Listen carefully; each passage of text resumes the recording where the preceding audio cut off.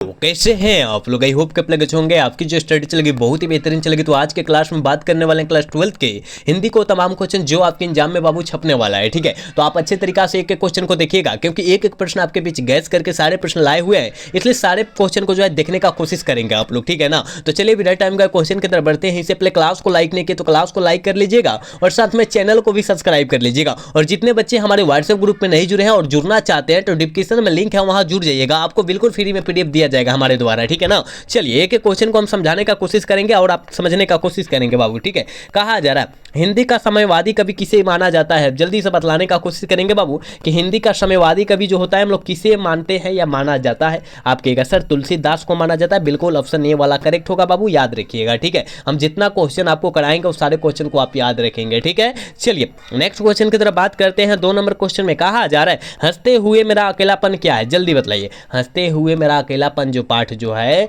यह जो है ये मलय जी के द्वारा लिखा गया, लेकिन पूछा जा रहा है क्या बाबू? ठीक है, तो एक प्रकार का डायरी है। क्या है बाबू? डायरी है। ऑप्शन जो हो जाएगा डी करेक्ट हो जाएगा, याद रखिएगा। ठीक है, चलिए अगला क्वेश्चन 3 का आंसर जल्दी बतलाइएगा क्या होगा। कहा जा रहा है ओम प्रकाश वाल्मीकि का जन्म स्थान है। जल्दी बताइएगा ओम प्रकाश वाल्मीकि का जन्म स्थान जो है कहाँ है? तो यूपी में पड़ता है। यूपी मतलब उत्तर प्रदेश। ठीक है बाबू, ऑप्शन बी हो जाएगा। 3 का ऑप्शन बबुआ बी हो जाएगा, याद रखिएगा। जितने बच्चे क्लास को देख रहे हैं और अभी तक क्लास को लाइक नहीं किए, सारे बच्चे से रिक्वेस्ट है कि आप लोग बाबू क्लास को लाइक कर लीजिए। ठीक है ना, चलिए अगला क्वेश्चन 4 नंबर क्वेश्चन में कहा जा रहा है कविता के नए प्रतिमान पर नामवर सिंह ने साहित्य अकादमी पुरस्कार जो है कब दिया था? कब दिया था? आप कहिएगा सर हमको पता है 1971 ईस्वी में दिया गया था। बिल्कुल ऑप्शन ए हो जाएगा। 4 का ऑप्शन ए होगा, याद रखिएगा। ठीक है, नेक्स्ट क्वेश्चन 5 नंबर क्वेश्चन में कहा जा रहा है मोहन राकेश का निधन कब हुआ था? जल्दी बतलाने का कोशिश करेंगे कि मोहन राकेश जी का निधन जो हुआ था बाबू कब हुआ था। ठीक है, आप सभी को पता है 3 दिसंबर 1972 ईस्वी को जो हुआ था निधन। निधन मतलब क्या होता है? मृत्यु होता है, और मृत्यु हुआ था। ठीक है ना, याद रखिएगा। 5 का ऑप्शन क्या होगा? ए हो जाएगा। ठीक है, नेक्स्ट क्वेश्चन 6 नंबर क्वेश्चन में कहा जा रहा है कि एडिशन के अनुसार असल बातचीत कितने लोगों में हो सकती है? और हर एक बच्चे को इसका आंसर पता होना चाहिए, क्योंकि एक चैप्टर का क्वेश्चन है और एक चैप्टर जो होता है सारे बच्चे रट गए होंगे। ठीक है, उम्मीद है हम जानते हैं इसका आंसर आप लोग लगाएंगे। जल्दी लगाने का कोशिश करेंगे। एडिशन के द्वारा बोला गया था कि असल बातचीत सिर्फ 2 लोगों में हो सकती है बाबू। ठीक है, तो कहां दिया है? ऑप्शन ए में दिया है ना, ऑप्शन ए वाला से हो जाएगा, याद रखिएगा। क्या होगा? 6 का ऑप्शन ए होगा, याद रखिएगा। जितने बच्चे क्लास को देख रहे हैं और अभी तक क्लास को लाइक नहीं किया, सारे बच्चे से रिक्वेस्ट है कि बाबू आप लोग क्लास को लाइक कर लीजिए और साथ में चैनल को भी सब्सक्राइब कर लीजिएगा, क्योंकि जब भी हमें क्लास कराऊं आपके बीच नोटिफिकेशन तुरंत पहुंच जाए। इसलिए आपको जो है क्लास को लाइक करना और सब्सक्राइब करना बहुत जरूरी है। ठीक है, चलिए अगला क्वेश्चन की तरफ बात करते हैं। और 7 नंबर क्वेश्चन में कहा जा रहा है बालकृष्ण भट्ट किस काल के रचनाकार है? बालकृष्ण भट्ट आधुनिक काल के रचनाकार है। और किस युग के रचनाकार है? तो भारतेंदु युग के रचनाकार है। अगर युग में पूछेगा तो भारतेंदु युग में मार देंगे, दोनों याद रखिएगा। ठीक है ना, चलिए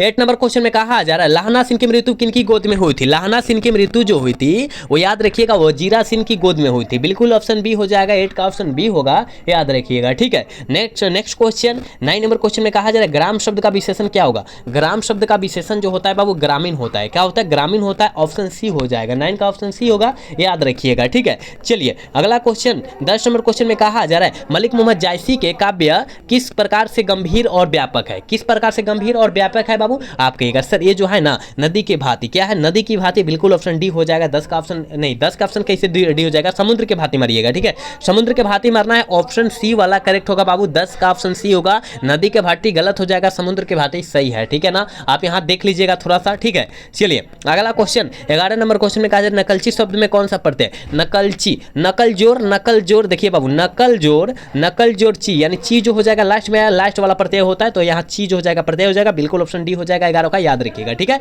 12 नंबर क्वेश्चन में कहा जा रहा है कि चरण कमल में कौन सा समास है? जल्दी बतलाने का कोशिश करेंगे बाबू कि चरण कमल में कौन सा समास है? नीलकंठ आ जाए, नीलगाय आ जाए, ये जो होता है नीलकमल आ जाए, इसमें जो होता है कर्मधारय समास होता है। और देखिएगा नीलकंठ जो होता है, नीलकंठ में हमने कर्मधारय समास बतलाया ना, लेकिन यहाँ पर डाउट भी है बाबू। ठीक है, नीलकंठ कहेगा तो कर्मधारय समास भी होता है और बहुब्रीहि समास भी होता है। अगर बहुब्रीहि समास देगा तो कर्मधारय समास नहीं देगा, अगर कर्मधारय समास देगा तो बहुब्रीहि समास न देगा। दोनों को एक ही बार नहीं दे सकता। ठीक है, तो आप यहाँ देखेंगे थोड़ा सा अच्छे से सुधर जाएंगे यहाँ पर। ठीक है, चलिए अगला क्वेश्चन में कहा जा रहा है लहरों के राजहंस किनकी रचना है? लहरों के राजहंस किस लेखक की रचना है? आप कहेगा मोहन राकेश जी की रचना। बिल्कुल ऑप्शन बी हो जाएगा। 13 का ऑप्शन बी होगा, याद रखिएगा। ठीक है, चलिए 14 नंबर क्वेश्चन में कहा जा रहा है अशोक वाजपेयी किस काल के कवि माने जाते हैं? अशोक वाजपेयी जी किस काल के कवि माने जाते हैं? आधुनिक काल के कवि माने जाते हैं। बिल्कुल ऑप्शन ए हो जाएगा, 14 का ऑप्शन ए होगा बाबू, याद रखिएगा, ठीक है। नेक्स्ट क्वेश्चन की तरफ बात करते हैं। 15 नंबर क्वेश्चन में कहा जा रहा है कि कान भरना मुहावरा का अर्थ क्या होता है? जल्दी बतलाने का कोशिश करेंगे। कान भरना मुहावरा का अर्थ जो होता है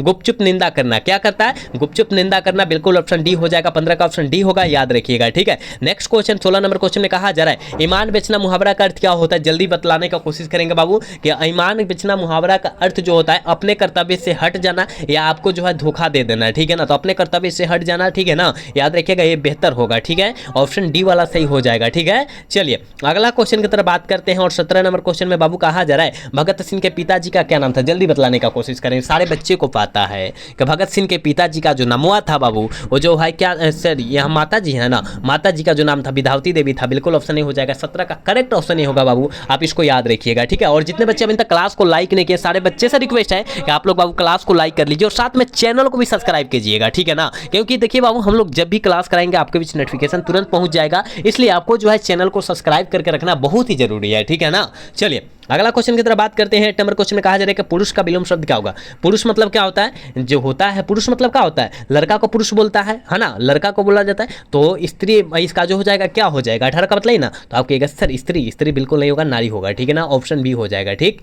चलिए कहा जा रहा है गुण शब्द का विलोम शब्द क्या होगा? गुण का विलोम शब्द जो होगा दोष होगा, ठीक है। गुण का विलोम शब्द दोष होगा, बिल्कुल ऑप्शन सी होगा, निष्का ऑप्शन सी हो जाएगा, याद रखिएगा, ठीक। चलिए 20 नंबर क्वेश्चन में कहा जा रहा है फलित शब्द में कौन सा पढ़ते हैं? फलित, फलित, फल जोड़ इत, फल जोड़ इत यानी फलित हो जाएगा, ठीक है। ऑप्शन बी हो जाएगा, 20 का ऑप्शन बी होगा, याद रखिएगा। जितने बच्चे देख रहे हैं सारे बच्चे से रिक्वेस्ट है बाबू कि आप लोग क्लास को लाइक कर लेंगे, ठीक है। चलिए अगला क्वेश्चन की तरफ बात करते हैं। 21 नंबर क्वेश्चन में कहा जा रहा है कि उपस्थिति शब्द में कौन सा उपसर्ग है? उपजोर स्थिति। क्या उपजोर स्थिति मतलब उप जो हो जाएगा यहाँ उपसर्ग हो जाएगा, क्योंकि पहले वाले को हम लोग उपसर्ग बोलते हैं, ठीक है ना। तो ऑप्शन सी करेक्ट होगा, ठीक है। चलिए 22 का आंसर जल्दी बताइएगा बाबू क्या होने वाला है, ठीक है।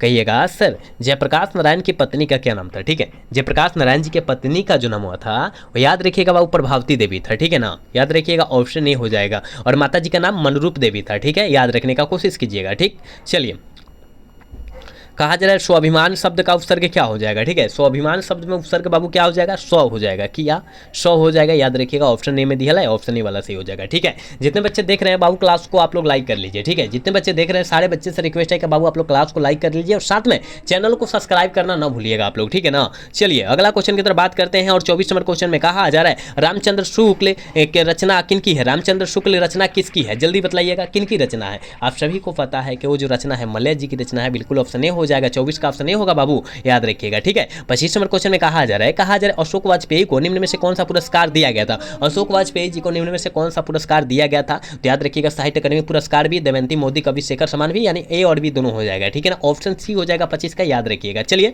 नेक्स्ट क्वेश्चन 26 नंबर क्वेश्चन में कहा जा रहा है कि ज्ञानेंद्र पति को संज्ञात्मक के लिए कौन सा पुरस्कार दिया गया था? कौन सा पुरस्कार दिया गया था? आप कहिएगा सर साहित्य अकादमी पुरस्कार दिया गया था, बिल्कुल ऑप्शन ए हो जाएगा, ठीक है ना। 26 का ऑप्शन ए हो जाएगा, याद रखिएगा, ठीक है। 26 का ऑप्शन क्या होगा? ए होगा। चलिए अगला क्वेश्चन 27 नंबर क्वेश्चन में बाबू कहा जा रहा है कि सृष्टि का विलोम शब्द क्या होगा? जल्दी बताने का कोशिश करेंगे कि सृष्टि का विलोम शब्द जो होता है वो प्रलय होता है। क्या होता है? प्रलय होता है, बिल्कुल ऑप्शन सी हो जाएगा। 27 का 100% ऑप्शन सी होगा, याद रखिएगा। चलिए 28 नंबर का आंसर जल्दी बताने का कोशिश करेंगे बाबू। कहा जा रहा है कि बालकृष्ण भट्ट की रचना बातचीत क्या है? जल्दी बताइएगा बालकृष्ण भट्ट की रचना बातचीत जो है वो है क्या? आप कहिएगा सर वो जो है एक प्रकार का ललित निबंध है। कैसा निबंध है? ललित निबंध है, बिल्कुल ऑप्शन डी हो जाएगा। 28 का ऑप्शन बाबू डी हो जाएगा, याद रखिएगा। बाबू हम लोग आपके बीच बहुत ही बेहतरीन क्वेश्चन करा रहे हैं, तो आप कोशिश कीजिए कि सारे क्वेश्चन को याद कर ले, ठीक है ना। किसी भी हाल में आप लोग सारे क्वेश्चन को देख ले, क्योंकि एक भी क्वेश्चन छोड़ते हैं तो आपके लिए काफ़ी ज़्यादा वो भारी साबित हो सकता है, काफ़ी ज़्यादा इंपॉर्टेंट क्वेश्चन साबित हो सकता है, इसलिए छोड़ना नहीं है, ठीक है। इसलिए कोई भी क्वेश्चन को छोड़ना नहीं है बाबू, ठीक है ना। चलिए अगला क्वेश्चन की तरफ बात करते हैं हम।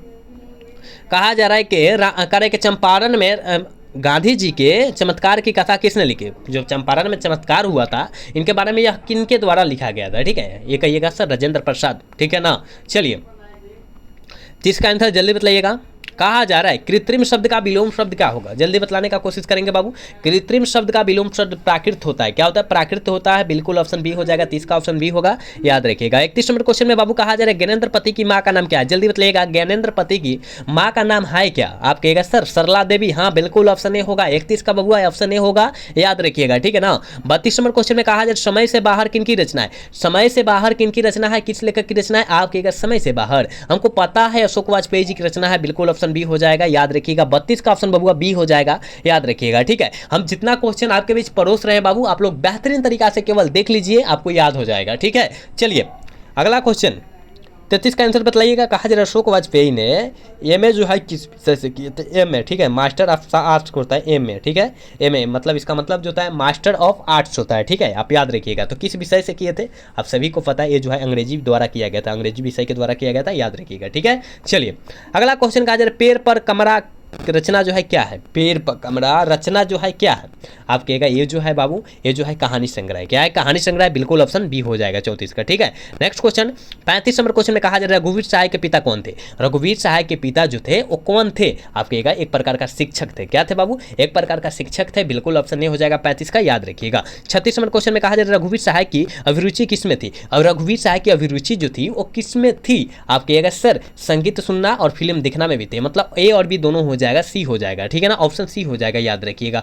37 नंबर क्वेश्चन में कहा जा रहा है ना रघुवीर सहाय को किस रचना पर साहित्य अकादमी पुरस्कार दिया गया था, किस रचना पर दिया गया था, आप सभी को पता है लोग भूल गए, क्या लोग भूल गए पर दिया गया था, बिल्कुल 37 का ऑप्शन जो हो जाएगा वो ये हो जाएगा, ठीक है ना, 37 का ऑप्शन ये होगा, याद रखिएगा, ठीक है। नेक्स्ट क्वेश्चन की तरफ बात करते हैं बाबू। कहा जा रहा है निम्नलिखित में से कौन बाई आंख और कान से वंचित थे, कौन थे बाई आंख और बाई कान से जो है क्या थे बाबू, वो वंचित, मतलब उससे सुन नहीं सकते थे, बाई कान से क्या करते थे, आंख से देख नहीं सकते थे, बाई कान से सुन नहीं सकते थे, तो कौन थे, आप कहिएगा सर हमको पता है वो मलिक मोहम्मद जायसी थे, कौन थे, मलिक मोहम्मद जायसी थे। और पूछा जाएगा कि मलिक मोहम्मद जायसी जी का जन्म जो हुआ था वो कब हुआ था, ठीक है, आप कहिएगा जन्म हमको पता है सर, वो 1492 ईस्वी को जन्म हुआ था और 1548 ईस्वी को मृत्यु हुआ था, आप याद रखिए ना, हम जितना साइड से क्वेश्चन आपको दे रहे हैं बाबू आप याद रखिएगा, ठीक है। नेक्स्ट क्वेश्चन 39 नंबर क्वेश्चन में कहा जा रहा है फौलाद का आकाश होना क्या है, फौलाद का आकाश जो है क्या है, आप कहिएगा सर ये जो है कहानी संग्रह है, बिल्कुल ऑप्शन ए हो जाएगा, 39 का ऑप्शन ए होगा,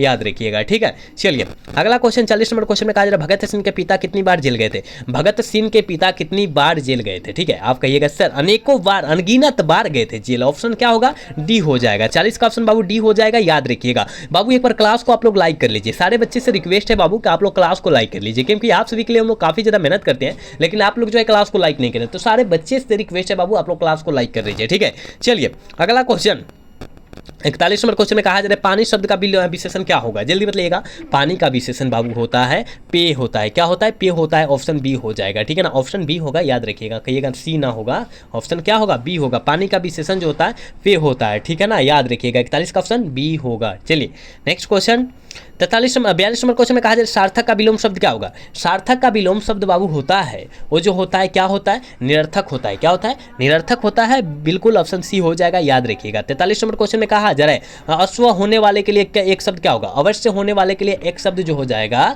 उसे हम लोग बाबू कहते हैं अवश्य भावी कहते हैं, क्या कहते हैं बाबू, अवश्य भावी कहते हैं, बिल्कुल ऑप्शन डी होगा 43 का, याद रखिएगा। 44 नंबर क्वेश्चन का आंसर जल्दी बतलाने का कोशिश करेंगे आप लोग। कहा जा रहा है नामवर सिंह को साहित्य अकादमी पुरस्कार कब दिया गया, तो जल्दी बताइएगा नामवर सिंह को साहित्य अकादमी पुरस्कार बाबू कब दिया गया था, ठीक है, आप कहिएगा सर 1971 में दिया गया था, हम काफी बार एक क्वेश्चन आपको बतला भी दिए, ठीक है, आप इसको याद रखेंगे, ठीक है, इसको याद रखेंगे।